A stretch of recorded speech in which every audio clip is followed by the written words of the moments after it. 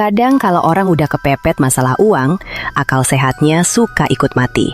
Di cerita malam ini, kita bakal dengar gimana satu keputusan nekat buat main-main sama dunia gaib di tengah kerusuhan tahun 98 malah berujung jadi teror fisik yang gak ada obatnya. Untuk nama tokoh dan beberapa lokasi telah kami samarkan. Selamat datang di Scary Note.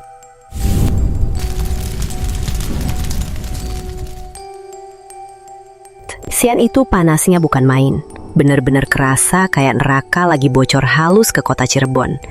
Di dalam kantornya yang sumpek, Sumadi cuma bisa duduk diam, matanya nggak lepas dari layar televisi tabung yang gambarnya agak bersemut. Beritanya bikin mual. Jakarta udah kayak medan perang, asap hitam di mana-mana, dan pembawa acaranya bilang nilai tukar rupiah udah tembus 15.000 per dolar Amerika.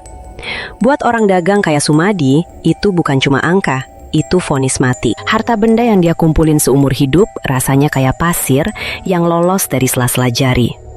Di atas meja kerjanya yang berantakan, di antara tumpukan surat tagihan bank yang udah merah semua, ada satu peti kayu jati tua. Ukurannya kecil, tapi auranya bikin ruangan yang udah panas itu jadi kerasa makin engap. Rahmat yang dari tadi berdiri di pojokan sambil nelap keringat di leher, ngeliatin bosnya dengan perasaan gak enak. Dia mau ngomong kalau situasi di luar lagi gak aman buat jalan. Tapi dia ngeliat mata Sumadi. Itu bukan mata orang yang lagi mikir logis. Itu mata orang yang udah kepepet tembok dan siap lu bakar apa aja buat selamat. Tanpa noleh, Sumadi cuma nunjuk peti itu dan nyuruh Rahmat masukin semua perlengkapan ke mobil. Gak ada diskusi, gak ada rencana cadangan. Sumadi udah mutusin kalau logika ekonomi udah mati. Jadi, dia mau pakai cara lain yang jauh lebih gelap. Mobil kijang tua itu akhirnya keluar dari halaman kantor, ninggalin hiruk-pikuk kota yang mulai kerasa tegang, meluncur pelan ke arah pinggiran kota buat jemput satu penumpang lagi. Orang yang mereka jemput ini namanya Ki Masnan. Jujur aja, ngelihat fisiknya aja udah bikin Rahmat merinding. Katanya umur orang tua ini udah 108 tahun. Dan pas Rahmat kebuka pintu mobil buat dia, baunya itu loh, bau minyak misik campur tanah basah yang nyengat banget. Yang aneh, Ki Masnan ini gak bawa tas baju atau koper selayaknya orang yang mau nginep lama. Dia cuma bawa satu botol kaca kecil, isinya cairan hitam pekat di tangan kirinya. Dia duduk di kursi tengah, diem aja sepanjang jalan. Matanya ketutup tapi kayak gak tidur. Pas mobil lagi hening-heningnya, tiba-tiba suara seraknya mecah kesunyian. Ngasih satu instruksi yang kedengerannya simple, tapi justru bikin bulu kuduk berdiri. Dia bilang ke Rahmat, nanti di sana, apapun suara yang kamu dengar, entah itu suara lari-lari atau suara benda jatuh, jangan pernah sekali-kali kamu dongakin kepala ke atas. Jangan lihat plafon. Rahmat cuma bisa ngangguk kaku, tangannya makin kenceng nyengkram setir. Peringatan itu spesifik banget, seolah-olah Ki Masnan tahu persis apa yang bakal nungguin mereka di atas sana. Perjalanan makin jauh dari kota, suara klakson dan keramaian mulai hilang, diganti sama pemandangan sawah-sawah kering yang tanahnya retak-retak karena kemarau panjang. Akhirnya mereka sampai di lokasi. Rumahnya berdiri sendirian di daerah Jamblang, jauh dari tetangga. Bangunannya tua banget, gaya zaman Belanda yang orang sebut Indische Empire Style, dengan pilar-pilar gede di depan yang cat putihnya udah ngelupas dan lumutan. Begitu Rahmat turun dari mobil, dia ngerasa angin di situ beda. Anginnya nggak sejuk, tapi kering dan bikin kulit gatel. Dia ngelihat ke atas, ke arah bangunan itu, dan sadar kalau rumah ini tinggi banget. Plafonnya mungkin ada sekitar 4 meter dari lantai, dan ventilasi udaranya gede-gede hitam kayak mulut yang lagi nganga. Nggak ada kesan selamat datang sama sekali dari rumah ini. Malah rasanya kayak rumah itu lagi nahan napas, nungguin mereka masuk buat ditelan bulet-bulet. Suara langkah kaki mereka pas jalan di teras depan ngegema kenceng banget, mantul-mantul di dinding tebal itu. Rahmat ngerasa dadanya sesak, kayak ada beban berat yang nindih paru-parunya, padahal dia belum ngapa-ngapain. Ini bukan tempat buat berlindung dari kerusuhan. Ini rasanya kayak arena gladiator, di mana mereka adalah umpan yang disiapin buat singa yang lapar. Mereka mulai nurunin barang-barang, dan di bawah arahan Ki Masnan, peti kayu jati itu langsung dibawa ke ruang tengah.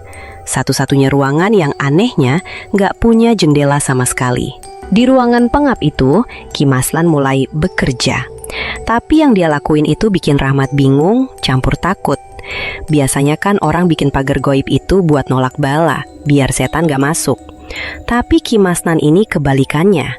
Dia komat-kamit di setiap sudut ruangan, seolah-olah dia lagi ngunci semua celah biar gak ada yang bisa keluar dari kamar itu. Energinya dikurung di dalam. Dia ngegelar kain mori putih di lantai, di tengah-tengah ruangan. Kain itu gak bersih. Ada bercak-bercak coklat tua yang Rahmat yakin banget itu bekas darah lama yang udah kering. Di atas kain itulah peti kayu dibuka. Di dalamnya ada benda kecil, hitam, kering, kayak boneka tapi teksturnya kulit beneran. Itu jenglot. Sumadi ngeliatin benda itu dengan tatapan sarakah, kayak ngeliat tumpukan emas. Bibirnya senyum tipis, ngerasa kalau ini solusi semua utangnya. Sementara Rahmat justru mundur selangkah ke arah pintu. Instingnya teriak kenceng banget kalau mereka baru aja ngunci diri di kandang macan bareng sama pemangsanya. Suasana di ruangan itu makin berat. Udaranya jadi diem banget, gak ada angin sama sekali. Sampai suara detak jam tangan Rahmat aja kedengeran jelas. Tibalah saatnya buat ritual pertama. Ki Masnan nyuruh Sumadi mendekat. Dengan tangan gemetar tapi mantap, Sumadi ngeluarin jarum, nusuk ujung jari telunjuknya sendiri sampai keluar darah seger yang merah pekat. Diarahin jarinya ke mulut kecil jenglot yang kering dan kaku itu. Tetesan darah pertama jatuh, pas banget kena bibir benda itu. Dan detik itu juga, Rahmat ngerasain suhu ruangan anjlok drastis. Tiba-tiba aja dingin banget, sampai pas Rahmat ngembusin napas, keluar uap putih dari mulutnya kayak lagi di puncak gunung. Padahal di luar itu Cirebon lagi panas-panasnya. Benda itu belum gerak, tapi jelas dia ngerespon.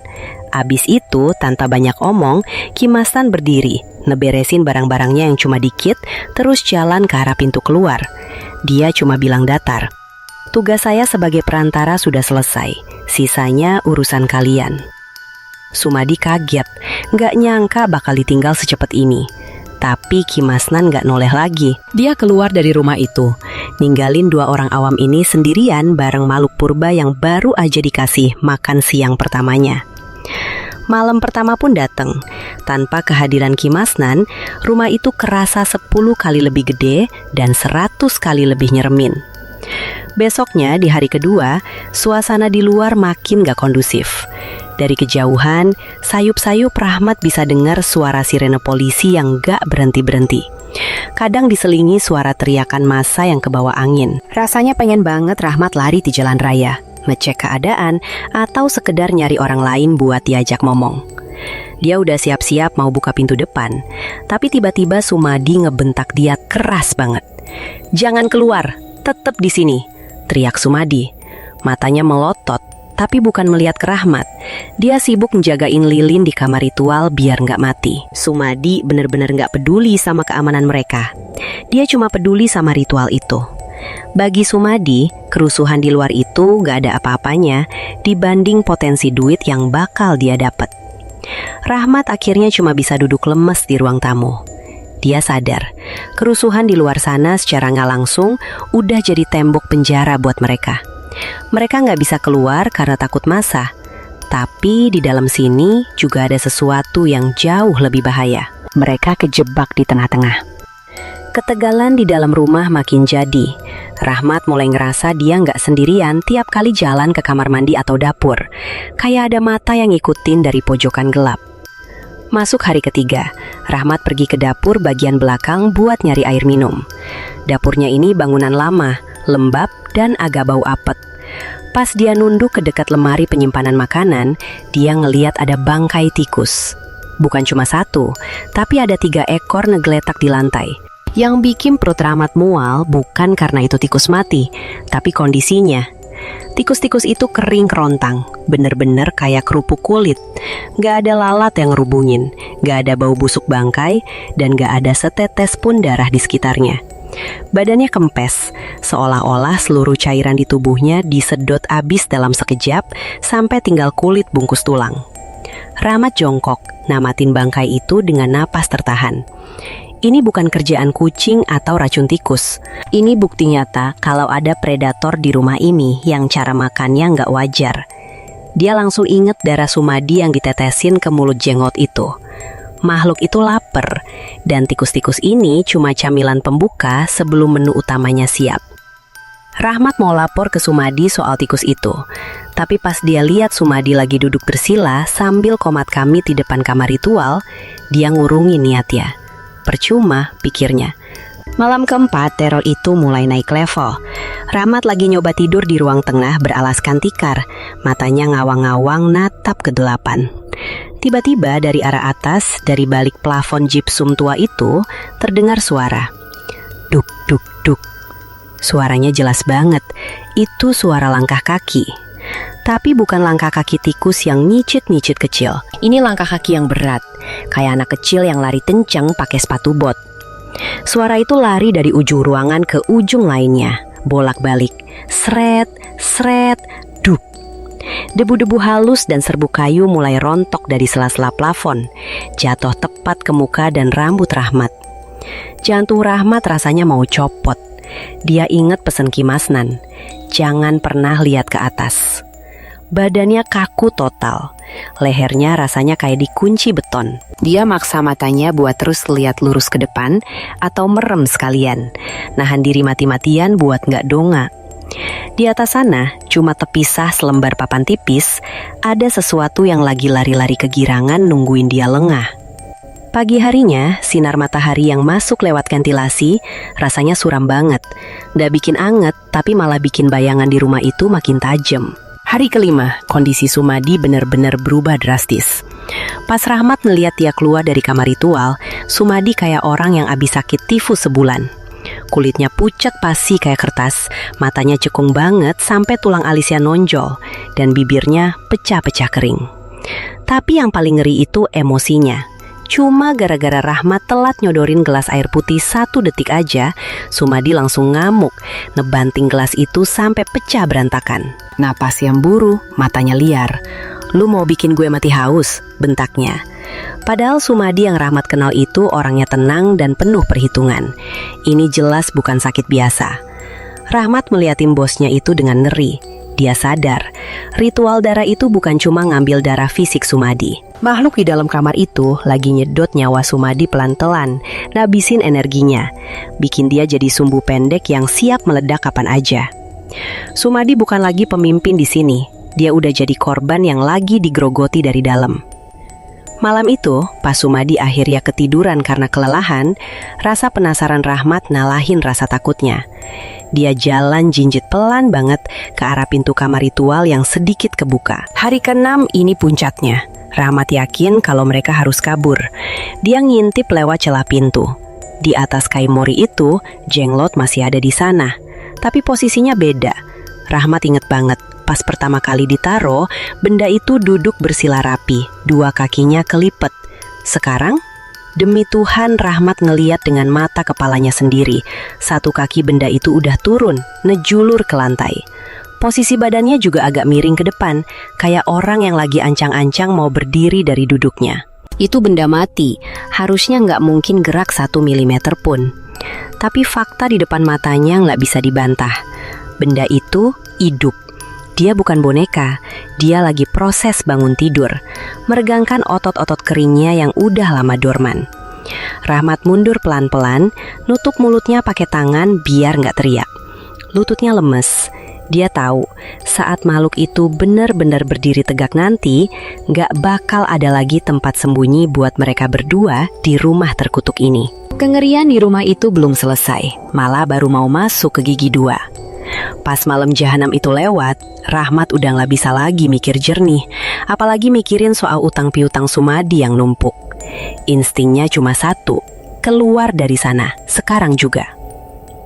Besoknya di hari ke-7, pas matahari lagi terik-teriknya, Rahmat ngumpulin sisa-sisa nyalinya buat kabur. Dia nunggu sampai Sumadi lagi lengah di kamar belakang. Terus dia jinjit pelan-pelan ke arah pintu depan utama. Pintu kayu jati yang tebel itu kelihatan normal-normal aja dari jauh, gak ada yang aneh. Tapi begitu tangan Rahmat mau nyentuh gagang pintunya yang terbuat dari besi tempah, kejadian gila itu terjadi. Belum juga kulitnya nempel bener, dia ngerasain hawa panas yang gak masuk akal.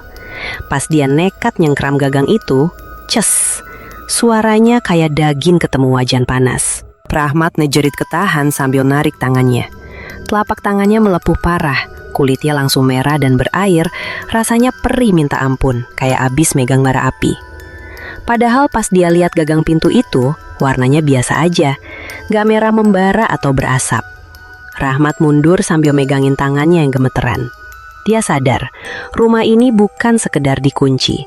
Rumah ini nolak buat ngelepasin isinya. Mereka udah kayak serangga yang kejebak di dalam kantong semar, dan jalan keluarnya udah ditutup rapet pakai kekuatan yang gak bisa dilawan pakai otot. Telan Rahmat yang melepuh itu cuma permulaan dari rentetan kesialan mereka. Besoknya, pas masuk hari ke-8, keadaan jadi makin parah karena dunia luar ikut-ikutan mati.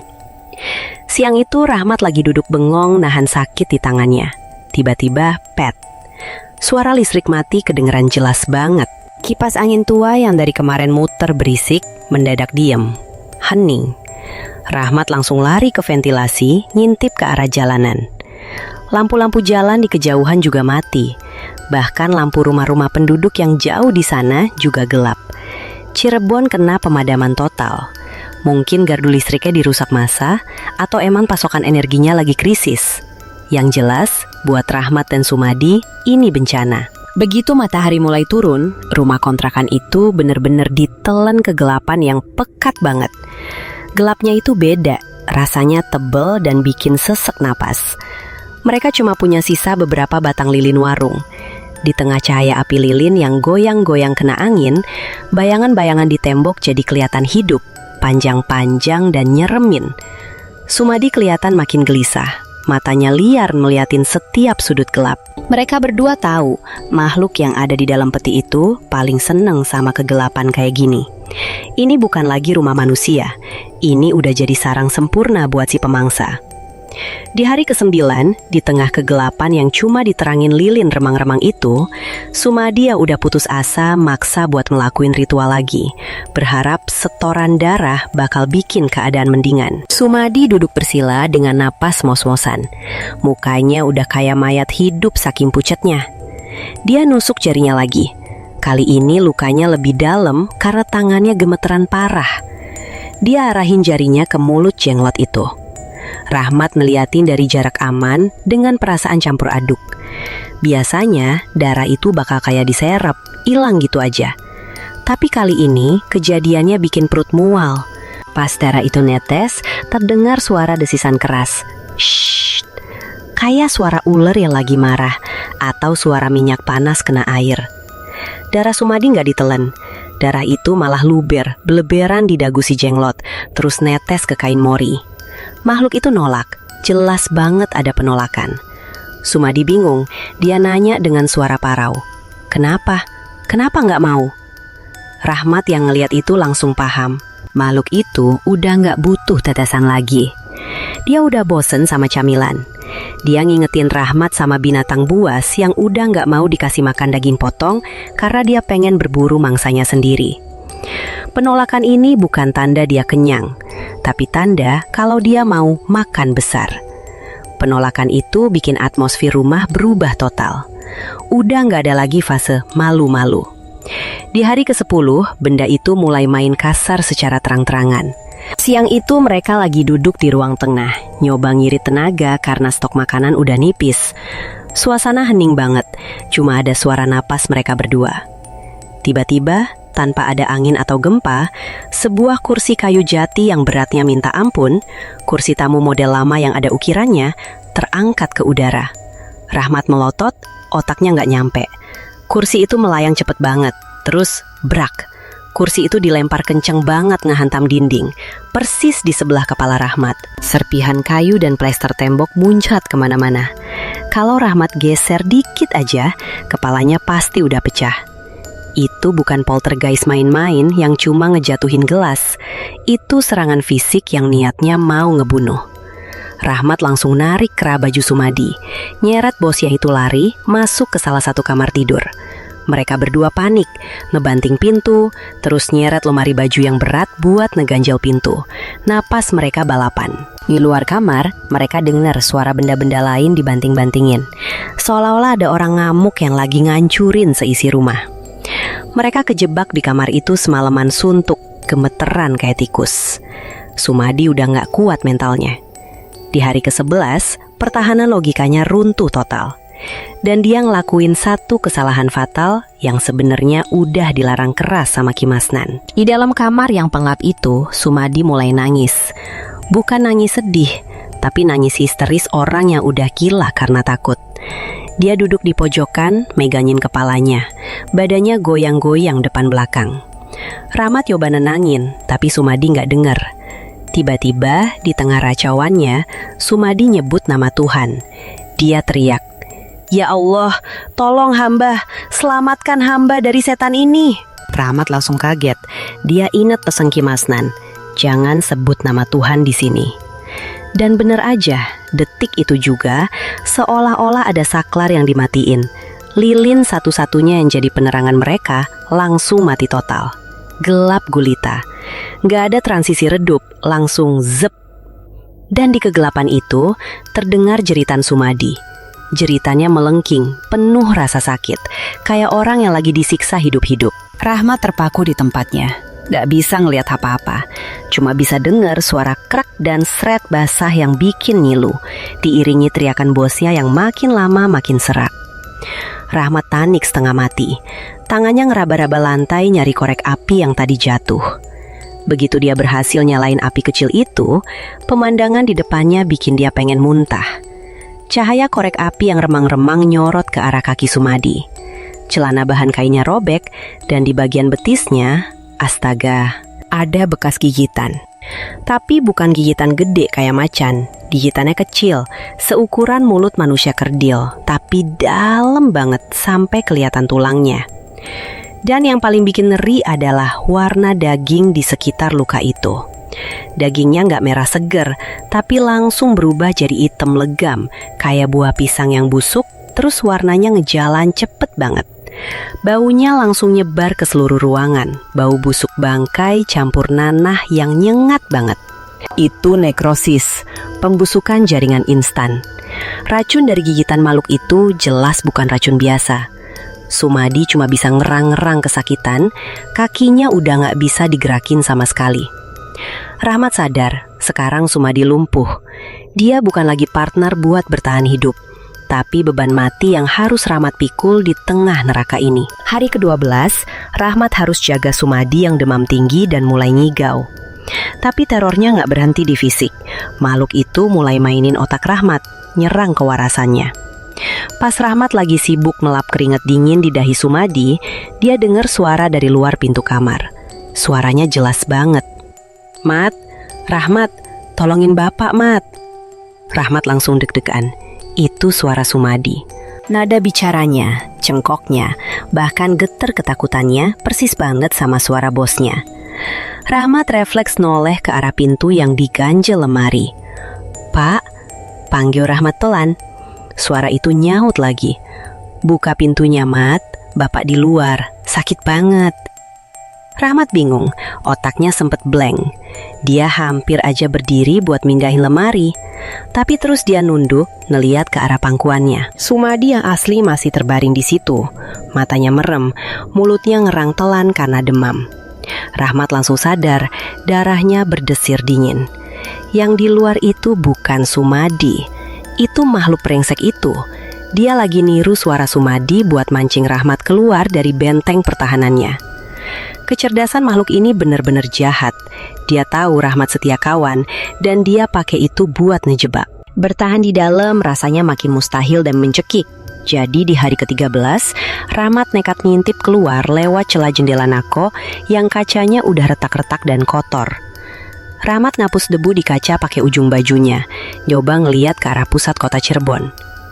Pemandangan yang dia lihat bikin lututnya lemes. Di kejauhan, langit yang harusnya biru cerah ketutup sama tiang-tiang asap hitam yang tebel banget. Ada beberapa titik api yang kelihatan membumbung tinggi. Itu pasti pusat pertokoan yang lagi dibakar massa. Jalanan di depan kompleks perumahan juga sepi banget. Gak ada mobil lewat, cuma ada sisa-sisa ban bekas yang masih ngebul. Suasananya kayak kiamat. Gak ada polisi, gak ada tentara, gak ada tetangga yang keluar rumah. Rahmat terasa dadanya sesek banget. Dia sadar, gak bakal ada yang datang nyelamatin mereka. Kerusuhan di luar sana udah sukses bikin mereka terisolasi total. Dunia luar lagi sibuk ngebakar dirinya sendiri, sementara Rahmat dan Sumadi lagi dimangsa pelan-pelan di rumah tua ini. Harapan terakhir Rahmat kalau ada patroli lewat musnah seketika pas ngeliat asap hitam itu. Malamnya pas mereka udah pasrah nunggu nasib, rumah itu mulai bereaksi lagi. Kali ini bukan benda terbang, tapi fondasi bangunannya sendiri yang kayak mau ngeremes mereka. Rahmat lagi duduk meluk lutut di samping Sumadi. Tiba-tiba dia dengar suara gemuruh rendah. Krrrr. Bukan suara dari langit, tapi dari dalam tembok. Rahmat nempelin kupingnya ke dinding dan dia bisa ngerasain getarannya. Tiba-tiba, krak! Plesteran tembok di atas kepala mereka retak, debu jatuh kemana-mana. Retakannya ngejalan cepet banget kayak ular, dari plafon sampai ke lantai. Suara kayu-kayu kuda-kuda atap di atas juga bunyi kretek-kretek, seolah-olah lagi ditekuk sama tangan raksasa. Rahmat baru inget, nama entitas ini kan Batara Karang, Dewa Karang atau Batu. Dia punya kuasa atas elemen tanah dan bangunan ini. Rumah yang harusnya ngelindungin mereka, sekarang malah kerasa kayak mau rubuh dan nimbun mereka hidup-hidup. Rahmat cuma bisa narik kasur tipis buat nutupin badan Sumadi dan dirinya sendiri, berlindung dari reruntuhan kapur, sambil nahan ngeri dengerin suara rumah yang seolah-olah lagi munyah dirinya sendiri. Pas matahari pagi hari ke-14 muncul, Rahmat lihat kalau akal sehat Sumadi udah bener-bener hilang. Kesedot abis sama rasa sakit dan pengaruh jahat rumah itu. Rahmat bangun karena dengar suara ketawa. Ketawa yang aneh, cekikikan tapi hampa. Dia ngeliat Sumadi udah gak ada di kasur. Bosnya itu lagi nyeret kakinya yang busuk, ngerangkak ke sudut ruangan. Di sana ada tumpukan koran betas dan sampah kertas pembungkus nasi yang berserakan. Tapi di mata Sumadi, itu bukan sampah. Sumadi meluk kertas-kertas kotor itu erat banget. Matanya berbinar-binar gila. "Dolar, Mat, lihat, dolar banyak banget!" teriak Sumadi sambil nyiumin koran bekas itu. "Kita kaya, Mat, ritualnya berhasil!" Rahmat ngeliatin pemandangan itu dengan hati hancur. Sumadi benar-benar udah putus kabel otaknya. Dia halusinasi, ngira sampah itu duit yang dia impi-impiin. Ironis banget, dia udah ngorbanin darah, kesehatan, bahkan nyawanya buat kekayaan. Dan sekarang pas dia udah di ujung tanduk, otaknya nipu dia biar ngerasa seneng sebelum aja ngejemput. Rahmat mau nangis, tapi air matanya udah kering. Di depannya cuma ada onggokan daging manusia yang nunggu waktu buat dieksekusi. Siang itu, ngelihat Sumadi yang udah gila melukin sampah koran sambil ketawa-ketawa, Rahmat gak tahan lagi. Dia tahu ini bahaya, tapi rasa kemanusiaannya bikin dia nekat ngelakuin satu hal bodoh terakhir buat nyelamatin bosnya. Rahmat lari nyamperin Sumadi. Niatnya mau narik badan bosnya itu ngejauh dari pojokan yang kotor itu. "Pak, sadar Pak, itu sampah!" teriak Rahmat sambil nyengkram bahu Sumadi yang kurus kering. Tapi belum sempet dia narik, tiba-tiba ada hantaman angin yang kenceng banget dari tengah ruangan. Rasanya bukan kayak angin biasa, tapi kayak ada tangan raksasa yang gak kelihatan nampol badan Rahmat. Brak! Tubuh Rahmat mental melayang ke belakang, terus ngehantam lemari kaca pajangan sampai hancur berantakan. Pecahan kaca langsung ngehujamin punggung sama lengan kirinya. Rahmat ngerang kesakitan, darah seger langsung ngucur deras dari luka sobek di lengannya. Dia nyoba bangun, tapi badannya remuk redam. Dari sudut matanya, dia ngelihat Sumadi nggak keganggu sama sekali. Masih asik nyiumin koran bekas. Di situ Rahmat sadar, serangan barusan itu peringatan keras. Jangan ikut campur urusan penagihan utang ini, atau nyawa Rahmat bakal dicabut duluan sebelum Sumadi. Rahmat nyeret badannya ngejauh dari pecahan kaca. Napasnya mburu nahan perih, sementara matahari mulai condong ke barat dan cahaya di dalam rumah makin suram. Sore harinya, pas Rahmat lagi ngebalut lukanya pakai sobekan baju seadanya, tiba-tiba hidungnya nangkep bau yang bikin perutnya langsung mual setengah mati. bau anyir darah. Tapi ini baunya pekat banget, jauh lebih parah dari bau pasar daging. Baunya menuhin seluruh rumah, nempel di tembok, di baju, bahkan rasanya nempel di lidah Rahmat. Sambil nahan muntah, Rahmat nyari sumber baunya. Matanya tertuju ke arah peti kayu jati tempat jenglot itu disimpan, yang ada di atas meja di seberang ruangan. Jantung Rahmat berhenti berdetak sedetik. Kotak itu kebuka, bukan kebuka biasa, tapi engselnya patah dan tutupnya kelempar ke lantai, seolah-olah didobrak dari dalam. Rahmat merangkak mendekat, ngintip isinya. Kosong. Kain mori di dalamnya udah tercabik-cabik kayak abis dicakar kucing garong, dan ada lendir hitam ngejejak di pinggiran kotak. Makhluk itu udah nggak ada di kandangnya. Dia udah lepas, bebas berkeliaran di dalam rumah yang terkunci rapat ini, nyari posisi terbaik buat nyergap mangsanya. Matahari akhirnya tenggelam, digantiin sama mendung tebel yang bikin langit malam itu gelap gulita tanpa bintang. Bener-bener pendukung suasana buat horor yang bakal kejadian. Masuk malam ke-14, hujan badai turun deres banget di luar, diiringi suara guntur yang gelegar saut-sautan. Tiap kali kilat nyamber, ruangan itu jadi terang sesaat dengan cahaya putih menyilaukan. Rahmat duduk mojok sambil megang erat tas koper kulit yang isinya baju, satu-satunya benda keras yang bisa dia pakai buat tameng. Pas kilat nyamber lagi, cetar, mata Rahmat nangkep sesuatu di atas lemari baju yang tinggi. Napasnya langsung tercekat. Di sana, jongkok di ujung lemari, ada siluet kecil. Rambutnya panjang gimbal ngejuntai ke bawah, badannya bungkuk tapi kekar, dan kulitnya kelihatan hitam berminyak. Itu bukan boneka kaku yang mereka bawa dari Cirebon, itu monster hidup. Dan pas kilat nyala sekali lagi, Rahmat ngeliat matanya. 2 titik merah menyala yang ngatap tajam lurus ke arah Rahmat. Itu tatapan predator yang lagi nimbang-nimbang, mau langsung sikat atau main-main dulu sama makanannya. Rahmat nggak bisa gerak, kakinya lemes kayak jeli. Dia cuma bisa komat kamit baca doa apa aja yang dia inget. Rahmat tahu dia nggak bisa cuma diam nunggu mati. Jadi dia nyoba geser sedikit buat nyari posisi yang lebih aman.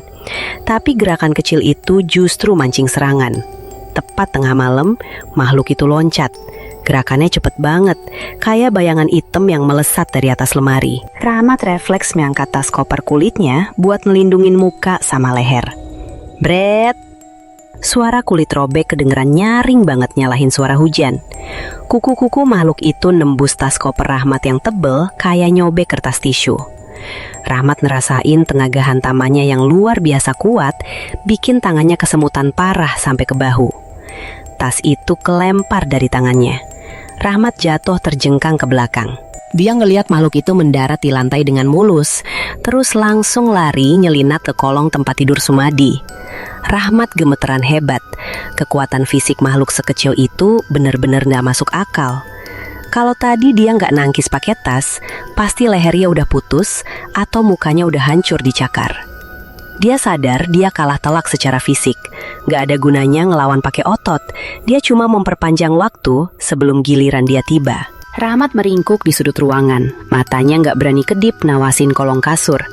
Sementara waktu rasanya berjalan lambat banget kayak lagi disiksa.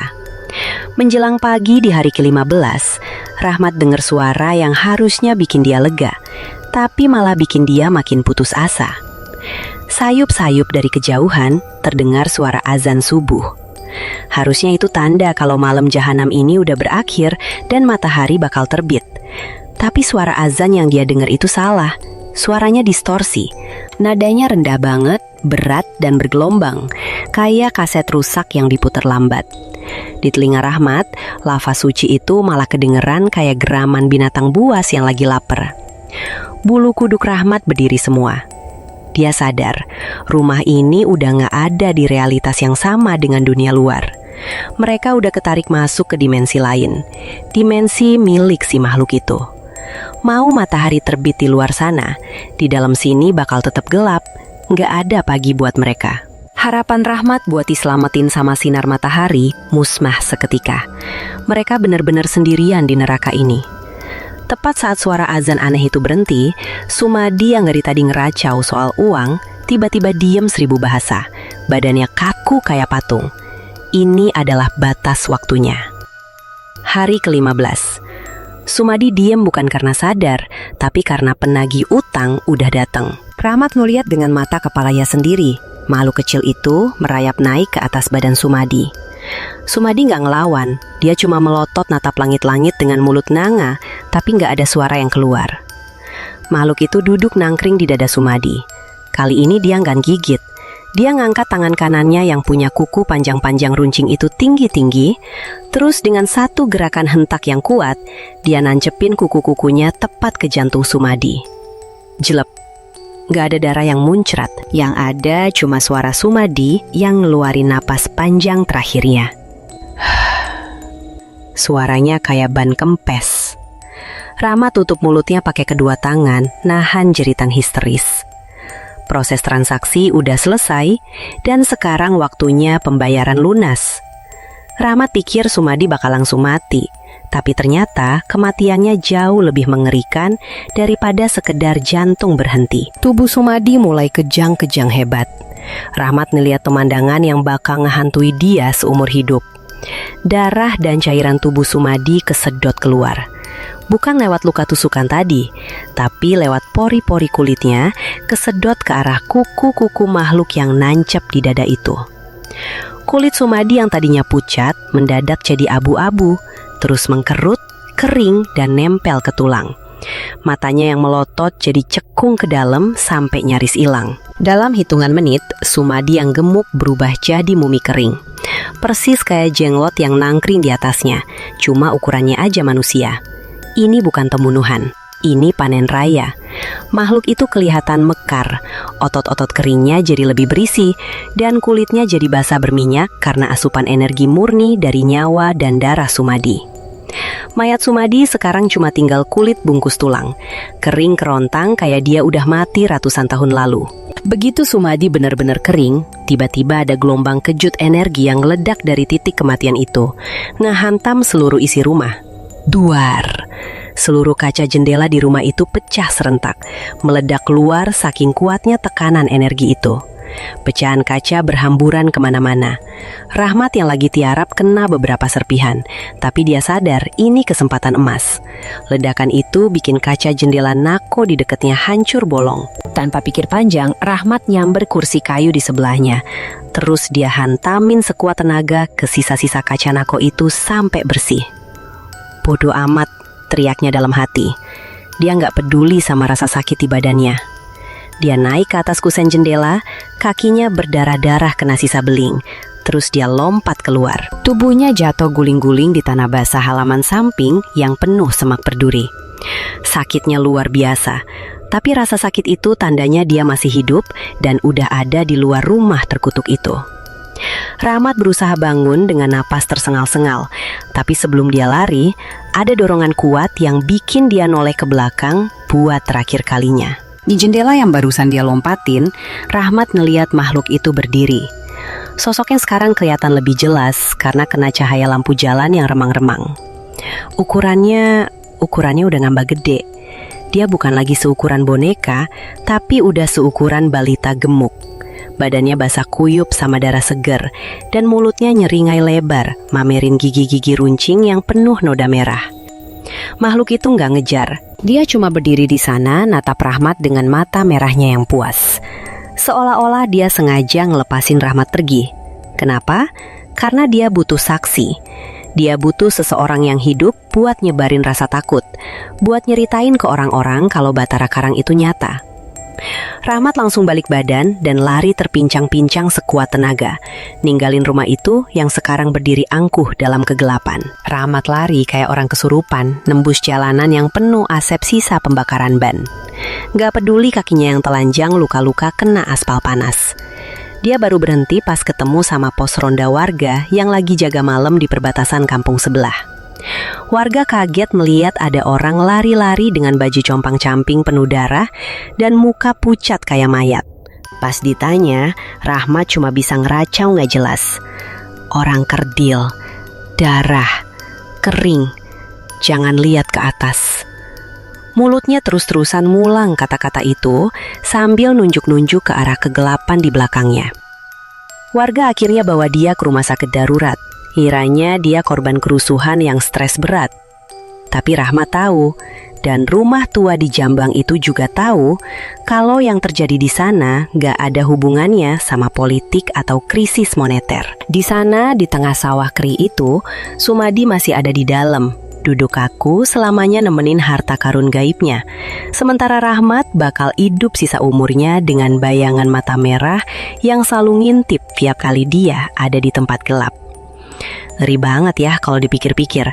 Sumadi ngejar harta sampai hilang akal, tapi yang dia dapat malah akhir yang tragis dan nyiksa banget di tangan makhluk yang dia kira bisa dia kontrol. Menurut kalian, makhluk sejenis Batara Karang ini beneran ada atau cuma mitos buat nipu orang-orang yang lagi sarakah? Coba tulis pendapat atau teori kalian di kolom komentar ya. Kisah dengan gema personal yang kuat seperti inilah yang menjadi jantung dari kanal ini. Jika kalian punya pengalaman tak terlupakan yang ingin diangkat dan dibagikan, jangan ragu untuk menghubungi kami lewat link yang ada di deskripsi.